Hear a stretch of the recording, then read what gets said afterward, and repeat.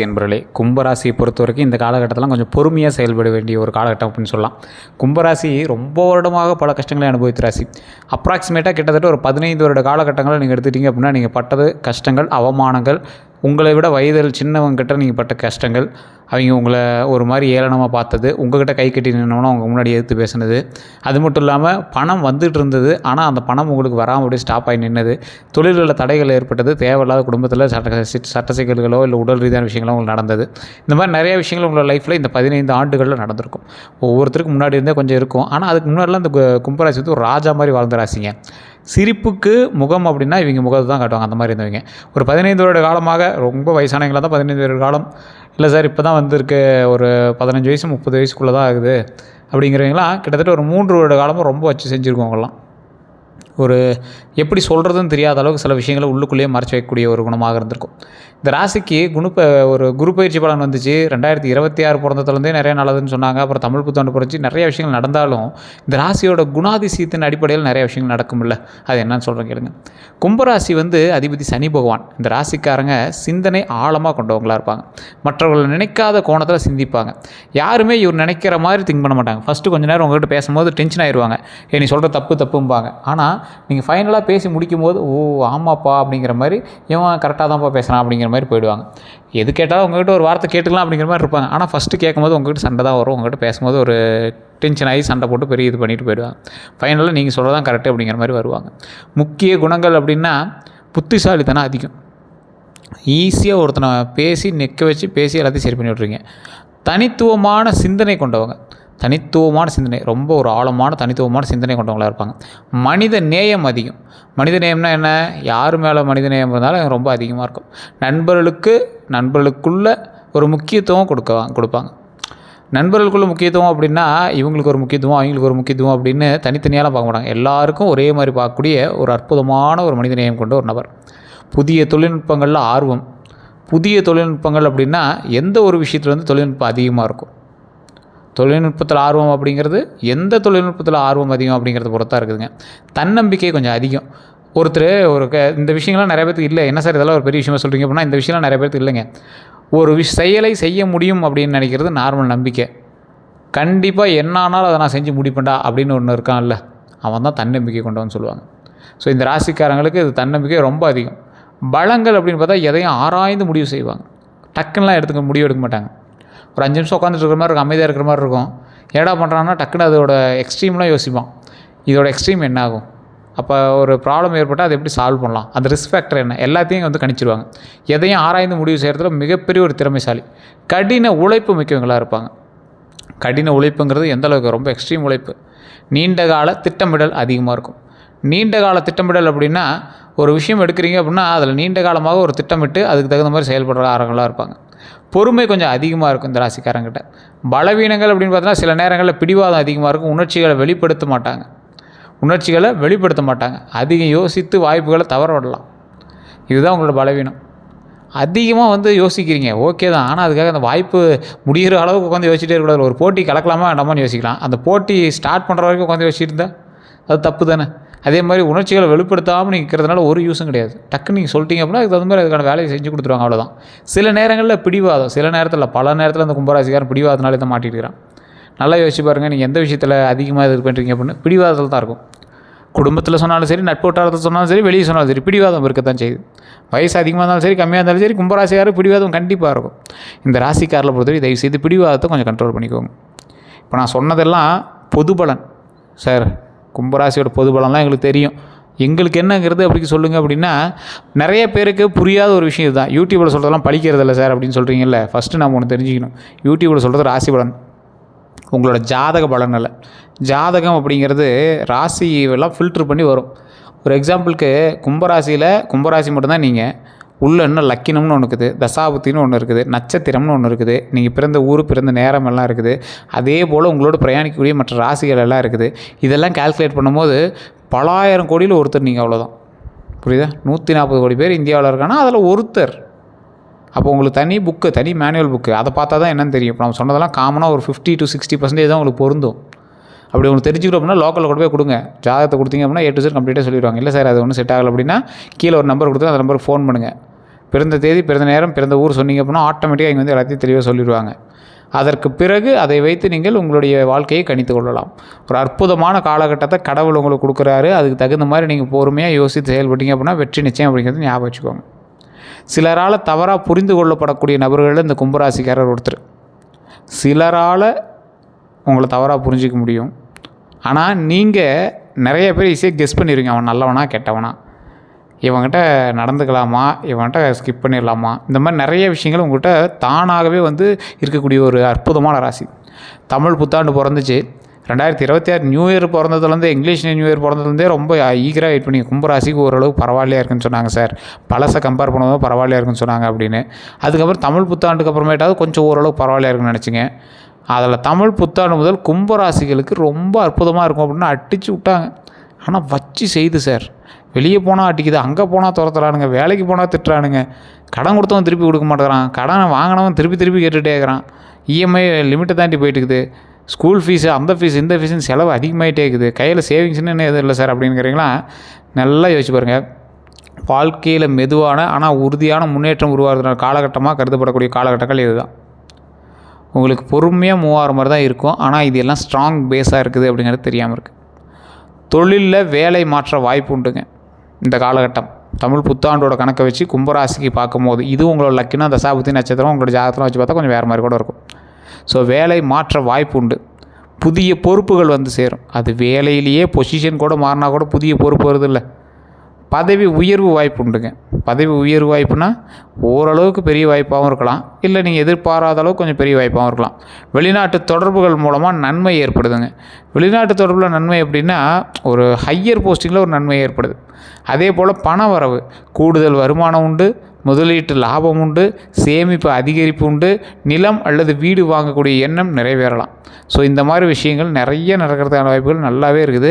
பணவரவு இருக்குது. ஆனால் அந்த பணவரவு உங்கள் கைக்கு வர தட்டி போகுது அப்படின்னா ஜாதகத்தை தான் இஷ்யூ நடத்தும். ஏன்னா தசாபுத்தியும் நல்லா இருக்குது, மற்ற எல்லாமே ஓரளவுக்கு பரவாயில்லையாக இருக்குது. ஏதோ ஒரு விஷயத்தில் மட்டும் கொஞ்சம் சிக்கலாக இருக்குது அப்படின்னா இந்த ஒரு விஷயமாக தான் இருக்கும்.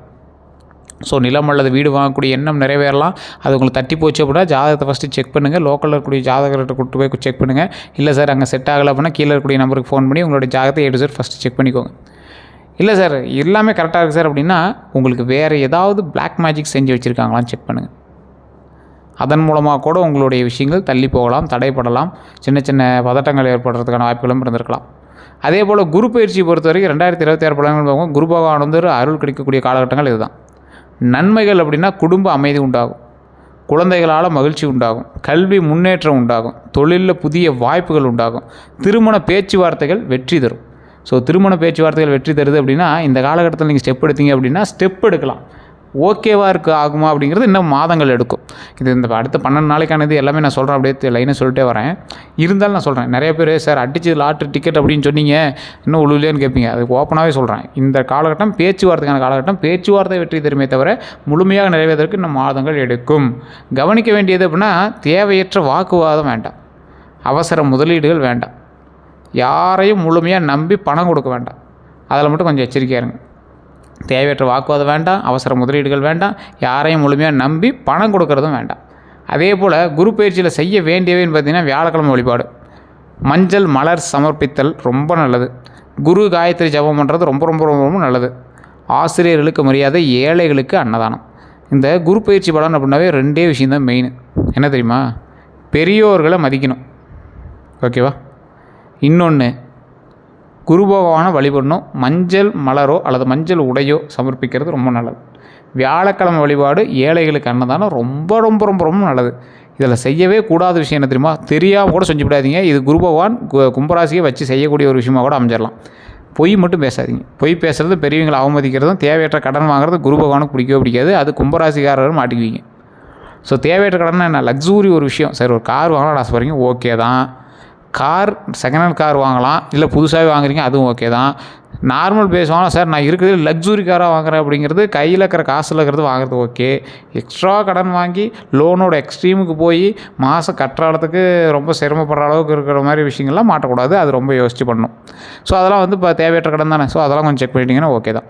திருமண யோகம் அப்படின்னா 2026 2027 காலகட்டத்தில் திருமண தடை நீங்கக்கூடிய வாய்ப்புகள் உண்டு. நல்ல வரன் அல்லது மணமகள் அமையலாம். இந்த காலகட்டம் ஒரு அற்புதமான காலகட்டம் தான். நீங்கள் யோசிச்சுட்டு இருந்தீங்க அப்படின்னாலாம் ஒன்றும் பண்ண முடியாது. இந்த காலத்தில் ஸ்டெப் எடுத்திங்கன்னா வரணும் வாய்ப்புகள் உண்டு. திருமணமானவர்களுக்கு குடும்ப ஒற்றுமை அதிகரிக்கக்கூடிய ஒரு காலகட்டம். நிறைய பேர் சொன்னது தான், திருச்செங்கோடு அர்த்தநாரீஸ்வரர் கோவில் கும்பராசிக்காரராக இருந்தாலும் சரி, எந்த ராசிக்காரராக இருந்தாலும் சரி, அந்த ஸ்தலங்களுக்கு போயிட்டு இருந்தீங்க அப்படின்னா ஆட்டோமேட்டிக்காக குடும்பத்தில் உள்ள சிக்கல்கள் தீருது. கணவன் மனைவிக்கிடையே அந்யோன்யம் அதிகரிக்குது, தாம்பத்திய உறவு மேம்படுது, குடும்ப சமேதர்களாக குழந்தைகள் இல்லாதவர்கள் குழந்தைகளும் பிறக்குது. அந்த இடம் வந்து அற்புதமான காலகட்டமான ஒரு சூப்பரான ஒரு கோயில். மேலே நிறைய விஷயங்கள் சொல்லியிருப்பேன். இந்த தசபசானத்தால் செய்யப்பட்ட சிலைகள், முகம் தெரியாது, அர்த்தநாரீஸ்வரர் ரூபத்தில் இருப்பாருங்க. அதே போல் பக்கத்தில் செங்குட்டு வேலவர்னு அதுக்கும் தசபசான சிலை, முகம் தெரியாது. அதுக்கு பக்கத்துலேயே உச்சி பிள்ளையார் கோயில் இருக்கும். அந்த மலை ஏறி போனீங்க அப்படின்னா 1200 படிக்கட்டுகள், பஸ்ஸு வண்டியாகவே கூட மேலே போய் சாமி வழிபடலாம். பஸ்ஸு வண்டி 2 வீலர் எல்லாமே போகுது. படிக்கட்டு வழியாக போனீங்கன்னா அந்த 60 அடி பாம்பையும் நீங்கள் வழிபட்டு போகலாம். 60 அடி சிலை, பாம்பு சிலை அங்கே அப்படியே இருக்கும். அதுக்கும் பூஜை எல்லாம் பண்ணிட்டு இருப்பாங்க, அதையும் நீங்கள் வழிபட்டு போகலாம். அதே போல் குழந்தை பாக்கியம் வருவதற்கு இந்த காலகட்டம் ஒரு அற்புதமான காலகட்டம். குழந்தை வரம் வந்து எதிர்பார்ப்பவர்களுக்கு நல்ல காலம். இதுக்கு நீங்கள் ஏதாவது ட்ரீட்மெண்ட்டோ இல்லை ஏதாவது இருக்குது அப்படின்னா இப்போ நீங்கள் ஸ்டார்ட் பண்ணிங்க அப்படின்னா நல்ல ஒரு காலமாக இருக்குது. குழந்தைகளோட கல்வியில் முன்னேற்றம் காணக்கூடிய ஒரு காலகட்டமாக இருக்குது. குழந்தைகளால் பெருமை தேடித்தரக்கூடிய ஒரு அற்புதமான காலகட்டமாக இருக்குது. வாகன யோகம் இந்த ராசிக்கு ஓரளவுக்கு இருக்குது. எப்போவுமே கும்பராசி பொறுத்தவரை வாகன யோகம் கன்ஃபார்ம் உண்டு. வாகனம் சார்ந்த தொழில் கூட உங்களுக்கு அமையறதுக்கான வாய்ப்புகளும் உண்டு. புதிய வாகன வாய்ப்புகளும் அமையறதுக்கான வாய்ப்புகள் உண்டு. பழைய வாகனத்தை மாற்றி அதை வந்து புதுசாக மாற்றணும் அப்படிங்கிற எண்ணம் வந்து நிறைவேறக்கூடிய ஒரு காலகட்டமாக இருக்கும். குடும்பத்துடன் பயணங்கள் அதிகரிக்கக்கூடிய ஒரு காலகட்டமாக இந்த காலகட்டம் அமையுது.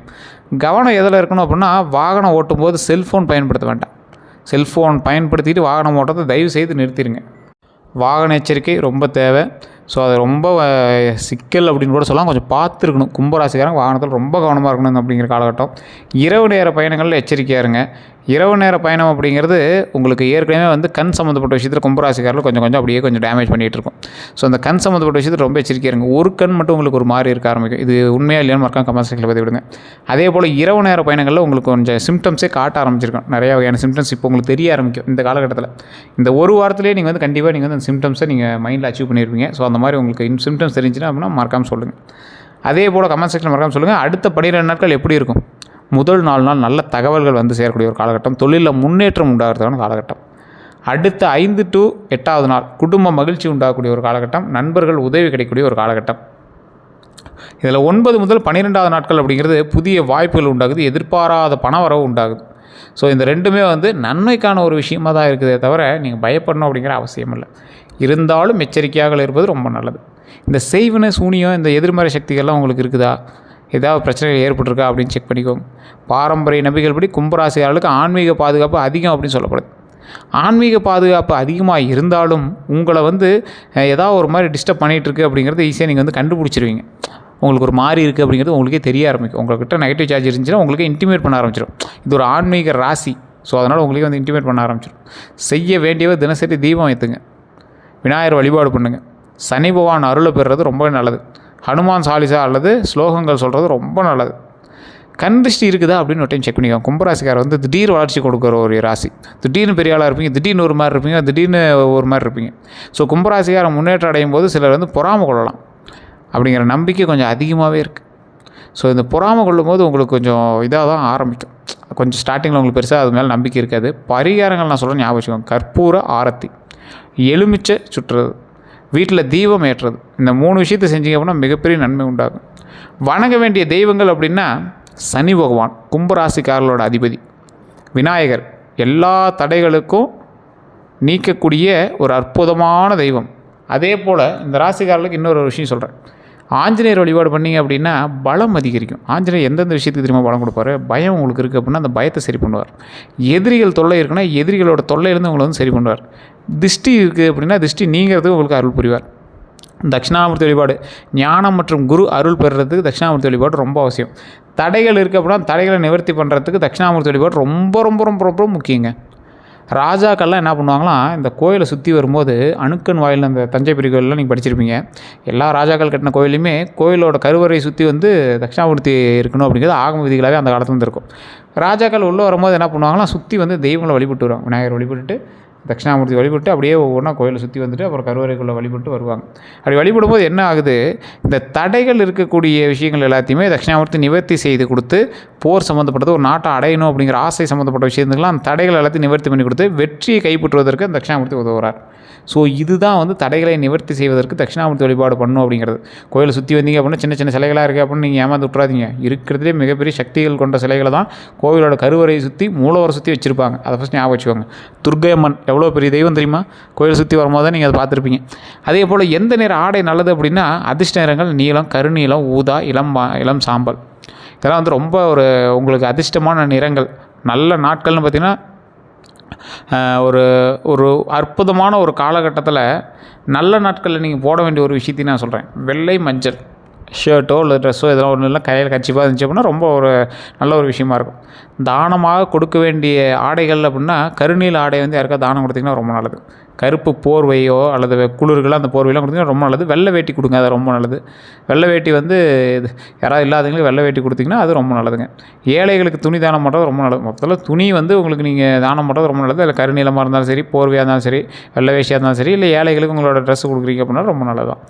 எந்த ரத்தினம் நல்லது அப்படின்னு பார்த்திங்கன்னா பொதுவாக ஜோதிடத்தின்படி நீலம், அமேத்திஸ்ட் அப்படிங்கிறது ரொம்ப நல்லது. ஆனால் இது எல்லாமே ஜாதகத்தை செக் பண்ணிட்டு பண்ணுறது ரொம்ப ரொம்ப ரொம்ப முக்கியங்கிறது ஞாபகம் வச்சுக்கோங்க. இப்போ போயிட்டு வர வேண்டிய கோவில் திருநள்ளாறு சனீஸ்வரர் கோயில் போயிருந்தீங்கன்னா ரொம்ப நல்லது. ஆலங்குடி குருஸ்தலம் உங்களுடைய பாவங்களை போக்குவதற்கு தற்போதைய அளவில் பயன்படும். இல்லைனா நாமக்கல் ஆஞ்சநேயர் கோயிலுக்கு போயிட்டு வாங்க, திருப்பதி வெங்கடேஸ்வரர் கோயிலுக்கு போயிட்டு வாங்க. உங்களுடைய பலம் பலவீனம் எல்லாமே கோவில் தான். கும்பராசியை பொறுத்த வரைக்கும் யாருக்கு நீங்கள் எச்சரிக்கையாக இருக்கணும் அப்படின்னா, மிக அதிகமாக புகழ்பவர்கிட்ட ரொம்ப எச்சரிக்கையாக இருங்க. வேகமாக பணம் சம்பாதிக்க சொல்லுவாங்க பார்த்தீங்களா, நான் வழி சொல்கிறேன் அப்படின்லாம் சொல்லிட்டு வேகமாக பணம் சம்பாதிக்கிற ஐடியா சொல்கிறேன், அவனெலாம் ரொம்ப எச்சரிக்கையாக இருங்க. ரகசிய தகவல் கேட்பவர்கிட்ட ரொம்ப எச்சரிக்கையாக இருங்க. நண்பர் போல் நடிக்கக்கூடிய போட்டியாளர்கள்ட்ட ரொம்ப எச்சரிக்கையாக இருங்க. கும்பராசிக்காரர்கள்ட்ட அதிர்ஷ்டமான விஷயங்கள்னு பார்த்திங்கன்னா அதிர்ஷ்ட எண் 4, 8, 11. அதிர்ஷ்ட நாள் வந்து பார்த்திங்கன்னா சனிக்கிழமை நாட்கள் தான். அதிர்ஷ்ட திசை மேற்கு. அதிர்ஷ்ட மலர் நீல மலர்கள். அதிர்ஷ்ட தானம்னு பார்த்திங்கன்னா எள்ளு, கருப்பு உளுந்து, துணி தானம்லாம் பண்ணிங்கன்னா ரொம்ப நல்லதுங்க. உங்களை பற்றி ஒரு சுவாரஸ்யமான விஷயங்கள் சொல்லணும் அப்படின்னா, கும்பராசிகள் யாரையும் எளிதில் நம்புவாங்க அப்படின்னா, அன்பாக பேசுகிறவங்கிட்ட விரைவில் நம்பக்கூடிய பழக்கம் இவங்ககிட்ட இருக்குதுங்க. இவங்ககிட்ட மறைந்த திறமைன்னா அறிவியல் சிந்தனை கொஞ்சம் அதிகம், கண்டுபிடிப்பு திறன் அதிகம், நிர்வாக திறமை அதிகம். ஸோ நீங்கள் வந்து ஒரு பெரிய போஸ்டிங்கில் தான் நீங்கள் வந்து உட்கார மாதிரி ஆளாக இருப்பீங்க. வாழ்க்கையில் பெரிய திருப்பம் எப்போ இருக்குது அப்படின்னா, சனி மற்றும் குரு சாதகமாக இருக்கும் காலகட்டத்தில் இருக்குது. இது எப்படி சார் தெரிஞ்சுக்கிறது அப்படின்னா, ஜாதகத்தை பார்த்து தான் தெரிஞ்சிக்க முடியும். அது எந்த காலகட்டத்தில் எந்த தசாபுத்தியில் வருது அப்படிங்கிறது ஜாதகத்தை பார்த்தீங்கன்னா ஆட்டோமேட்டிக்காக சொல்லிடுவாங்க. கீழே நம்பருக்கு வேணும்னா அதை நீங்கள் செக் பண்ணிக்கலாம். தொழில் மற்றும் சொத்து விஷயங்களில் முக்கிய முன்னேற்றம் ஏற்படுறதுக்கான வாய்ப்புகள் ரொம்ப அதிகம். அந்த காலகட்டத்தில் நீங்கள் வந்து உங்களோட லைஃப் வந்து மிகப்பெரிய ஒரு திருப்பத்தை கொடுக்கும். இவங்ககிட்ட மிகப்பெரிய பலம், நான் விழுந்தாலும் மீண்டும் எழுவேன் அப்படிங்கிற மனநிலை தான். ஸோ இந்த காலகட்டம் உங்களுக்கு அற்புதமான காலகட்டங்களாக இருக்குது. ஆன்மீகம் சார்ந்த விஷயங்களும் சரி, எந்த விஷயமா இருந்தாலும் சரி, இந்த காலகட்டம் உங்களுக்கு அற்புதமான காலகட்டம். இந்த வாய்ப்புகளை பயன்படுத்தி கடவுள் வழிபாடு பண்ணி, குலதெய்வ வழிபாடு பண்ணி, அடுத்தடுத்த முயற்சி வெற்றி தருவதற்காக ஸ்டெப் எடுங்க. ரொம்ப நல்லது. இனி வரக்கூடிய காலகட்டங்கள் அவ்வளோ அற்புதமான, அவ்வளோ ஒரு 14 செல்வங்கள் பெற்று பெருவாழ்வு வாழ்வதற்கான அற்புதமான காலகட்டங்களாக நமக்கு அமையுதுங்க. ஸோ எல்லாமே இனிமேல் சக்ஸஸ் தான். முயற்சி செய்தால் வெற்றி நிச்சயம்.